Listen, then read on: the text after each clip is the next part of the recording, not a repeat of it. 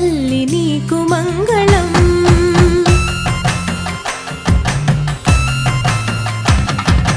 పద్మపీఠమందు నిలిచి భక్త కోటికభయమిచ్చి భాగ్యమెంతో కూర్చు తల్లి నీకు మంగళం.